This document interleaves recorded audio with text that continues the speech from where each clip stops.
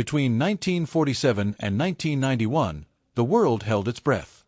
Mutually assured destruction, or MAD, was not merely a military theory. It was the cold, terrifying reality that defined the relationship between the two global superpowers. At the core of the Soviet Union's nuclear striking capability, serving as its primary tool of deterrence, were these enormous and formidable machines, the strategic bombers. They were the assurance that, if the West chose to attack, the USSR would be capable of delivering devastating retaliation.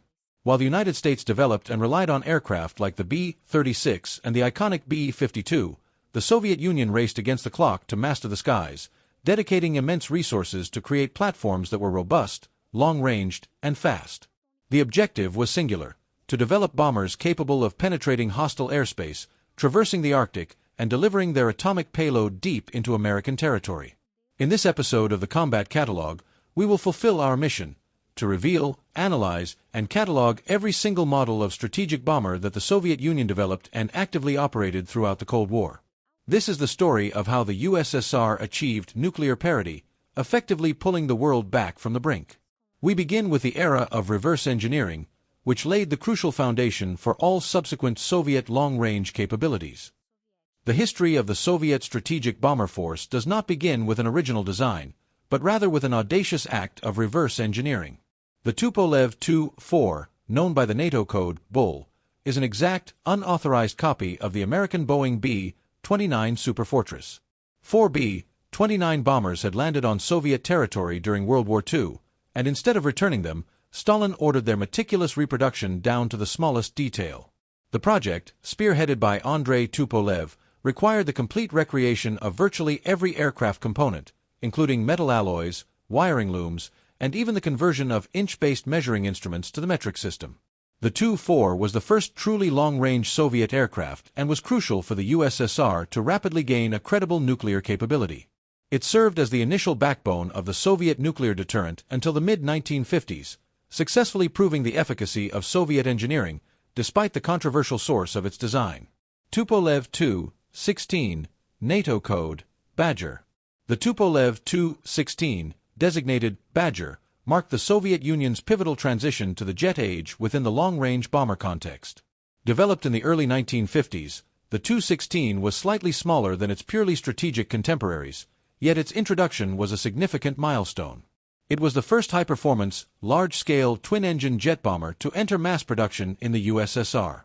Its jet propulsion offered a significantly higher speed than the piston-powered Tu-4, though its maximum range was still somewhat limited for deep-strike missions against the continental United States. The Tu-16 quickly evolved into a staple for maritime patrol, anti-ship strike, and reconnaissance roles. It could be armed with long-range anti-ship cruise missiles and was exported extensively to Allied nations, becoming one of the most widespread and longest-serving bombers in Soviet history, remaining operational for over half a century in some air force. The Myasishchev M-4, or Bison, represented the Soviet Union's initial, ambitious attempt to build a true long-range jet bomber capable of rivaling America's intercontinental bombers. Its appearance was remarkably sleek and futuristic for its time, featuring 4 powerful jet engines mounted in the wing roots. However, the M4 was plagued by a chronic, ultimately fatal flaw for a strategic platform: severely limited operational range. The Soviet Union at the time lacked sufficiently powerful and fuel-efficient jet engines to ensure the M4 could complete a non-stop, round-trip mission to the United States without highly complex air refueling. Despite being publicly showcased in air parades to maintain the appearance of parity with the West, the M4 was quickly relegated to secondary duties, primarily aerial reconnaissance and, ironically, serving as an aerial refueling tanker for more successful bombers. Its total production run was relatively small. The Tupolev Tu-95, known globally as the Bear, is the undisputed icon of the Cold War and, remarkably, the only propeller-driven strategic bomber still in use by a major military power today. Developed as a direct response to the M4's range deficiencies, the Tu-95 was designed around 4 massive Kuznetsov NK-12 turboprop engines. These engines, fitted with enormous 8-bladed contra-rotating propellers, generated unprecedented power and fuel efficiency, affording the Tu-95 a huge intercontinental range. The Bear became famous for its characteristic loud roar, which could often be detected at great distances by NATO hydrophones. Its strategic role evolved over the decades, It began by carrying free-fall nuclear bombs but was expertly adapted to become a launch platform for long-range cruise missiles, the Tu-160 MS variant. Its exceptional longevity is a testament to its fundamentally sound design, and it continues to be used for air patrols and long-range show-of-force missions up to the present day. The Tupolev Tu-22, dubbed Blinder by NATO, marked the Soviet Union's initial venture into a second-generation supersonic bomber capable of reaching Mach 1.4. Conceived in the late 1950s, it was intended for a more tactical or medium-range role rather than a strictly strategic one.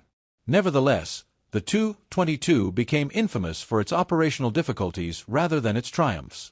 It was notoriously tricky and dangerous to fly, exhibited poor stability at low speeds, and was, ironically, slower than the Tu-95 on long-range missions due to its high fuel consumption at supersonic speeds.